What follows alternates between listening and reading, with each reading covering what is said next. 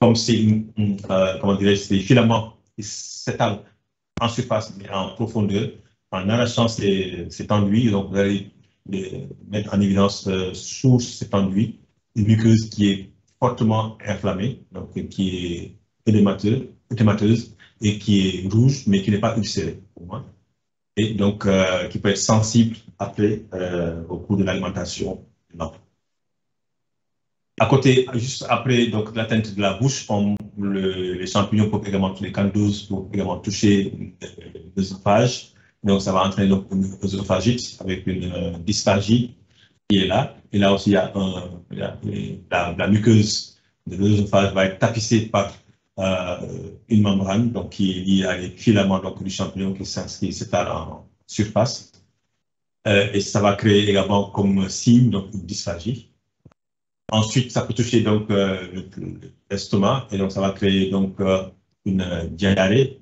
Il va y avoir donc également atteinte de la muqueuse gastrique avec une perturbation également à ce niveau, au niveau des plexus nerveux, et ça va créer donc une accélération du transit et de double type de douleur gastrique, mais également de flatulence qu'on peut observer et de métabolisme abdominal.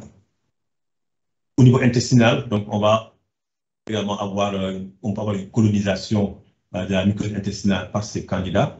Et donc ça, souvent, c'est lié à des manifestations, à des traitements prolongés avec des antibiotiques qui vont détruire complètement le microbiome intestinal. Et donc ça va se matérialiser par une augmentation en nombre des champignons qui vont donc s'étaler également sur la surface et entraîner donc un syndrome diarrhéique assez important. Et ça peut également toucher le côlon, et surtout chez les enfants à VIH. Et donc là aussi, comme tout à l'heure, le maître symptôme va être la diarrhée, une diarrhée assez importante pour aboutir à la mort du fait de nombreuses de la déshydratation que ça va. Enfin, ça peut toucher également l'anus, et aller même jusqu'au niveau même de la peau des fesses.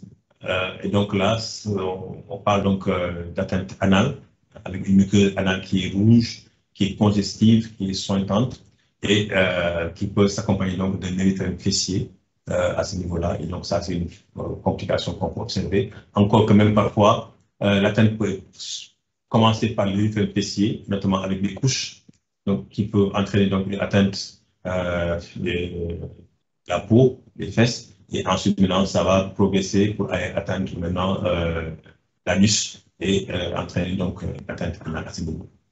Les complications souvent sont liées à la dissémination de ces parasites, de ces champignons au niveau de tous les autres organes. Le point de départ étant digestif, bien sûr, et ensuite maintenant, en fonction de l'organe touché, donc on peut avoir des manifestations qui sont observées à ce niveau. Et donc, pour chaque organe atteint, donc la manifestation va être en fonction donc, de cet organe. Pour la mucosporidiose, donc ça peut donner également des diarrhées, donc des diarrhées non fébriles, donc de l'ordre de 3 à 12 selles par jour, des selles qui sont liquides, semi-liquides, parfois très rarement sanguinantes, associées maintenant à des douleurs gastriques et un syndrome de malabsorption qui aboutit à un retard pondéral chez l'enfant. Et tous ces signes sont exacerbés lorsqu'il y a une dépression. Le diagnostic se fera par donc, la mycologie, donc l'examen mycologique qui permet donc de rechercher ces champignons. Et donc là, quand c'est atteinte digestive, le prélèvement donc, doit être effectué avant tout traitement antimycosique, parce que dès qu'on demande le traitement, donc ça va inhiber, en tout cas ça va faire disparaître plus ou moins les parasites des champignons et on ne va pas les observer à l'examen mycologique. Donc, doit être réalisé avant tout traitement, ou si le traitement a été démarré, donc il faut une fenêtre thérapeutique pour moins d'une semaine pour pouvoir observer, ou en tout cas avoir des prélèvements positifs. Donc, on va prélever là aussi les selles de préférence, ou bien le liquide de tubage duodénal, ou bien les biopsies digestives, mais là aussi, parfois c'est très difficile chez les enfants. Donc, sur cet examen, on va faire un examen macroscopique des selles, comme tout à l'heure. Donc, on va chercher donc, la présence ou non de selles, de mucus, de glaire, ou bien même parfois même de sang, si c'est exceptionnel. Ensuite, on va faire un examen entre la lamelle à l'état frais. Et après, on va faire un examen après coloration. Et les colorants qu'on utilise pour la mycologie sont souvent donc, le glucoton, ou bien le bleu de méthylène, ou bien le gomolyclocote, ou bien le trichome de Weber, hein, ou parfois même le verre malachite. Tout ça en fonction des espèces parasitaires qui sont recherchées. Le DMSA peut être utilisé, mais il n'est pas aussi spécifique que les autres colorants. Une fois qu'on a fait la culture, qu'on a fait l'examen, on est obligé en mycologie de faire la culture parce que l'examen direct ne permet pas de faire le diagnostic de la maladie ou de l'espèce mycosique qui est responsable. Ce diagnostic étiologique ne peut être obtenu qu'après la culture. Et tout ça, donc, on va faire une culture sur le milieu de Saburo, dans lequel on a ajouté du chloramphénicol qui va permettre d'inhiber la croissance des autres bactéries. Et on cultive également sur le milieu de Saburo, dans lequel on a du chloramphénicol, mais dans lequel on a également ajouté de l'actidium, qui permet donc d'inhiber les champignons contaminants, donc qui sont dans l'air, ou bien qui sont parfois voilà, dans les ventilations et autres. Et donc, l'actidium permet d'inhiber ces champignons saprophytes qu'on peut observer. Une fois que la culture a poussé, donc après, on va faire l'identification des espèces avec la culture sur milieu classique, donc c'est des milieux particuliers qui permettent de pouvoir identifier les espèces de candidats avec des tests de filamentation qui peuvent être effectués. Et en fonction maintenant de la fermentation ou pas, on peut identifier l'espèce parasitaire. À côté de cela, donc, il y a d'autres techniques qu'on peut utiliser, donc des galeries qui sont déjà prêtes à l'emploi et qu'on peut utiliser pour cela. Mais on ne va pas tout s'appesantir sur ça parce que ce n'est pas du tout votre domaine, c'est carrément de la biologie. Et enfin, donc, il y a des techniques particulières donc, de biologie moléculaire comme juste actuellement, ou bien même d'immunologie. Il y a des tests ELISA particuliers qui permettent de diagnostiquer les candidats, aussi bien dans le sang qu'au niveau des selles. Le traitement donc, va utiliser donc, la nystatine souvent, qui est un antifongique de contact qu'on utilise dans les candidoses aussi bien de la peau que des muqueuses, hein, donc des muqueuses digestives.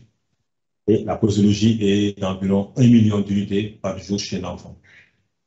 À côté de cette nystatine, on peut utiliser également le fluconazole, qui est le plus souvent utilisé à la posologie donc, de charge de 200 à 400 mg en dose de charge. Et en fait, et en plus, on y ajoute maintenant une dose d'entretien pendant 2 à 3 semaines en fonction de l'intensité de l'attestation à raison de 100 à 200 mg par jour. Pour les mucosporidioses, on peut utiliser donc l'albendazole à la posologie de 400 mg par jour, donc avec une efficacité modérée pour notamment entérocytose. Le traitement adjuvant va utiliser donc la réhydratation, souvent en cas de diarrhée avec des troubles électrolytiques. Donc, une réhydratation va être effectuée. S'il y a un terrain qui est là, donc il faudra traiter également le terrain qui est là. Et s'il y a des co-infections également, donc faire un traitement de ces co-infections.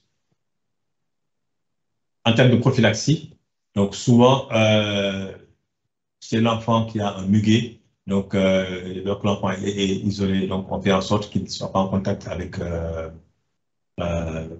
les autres enfants parce qu'il peut y avoir une possibilité de contamination de certains éléments qu'on utilise si on ne sait pas bien stériliser, par exemple, les abaisse-langues et autres là.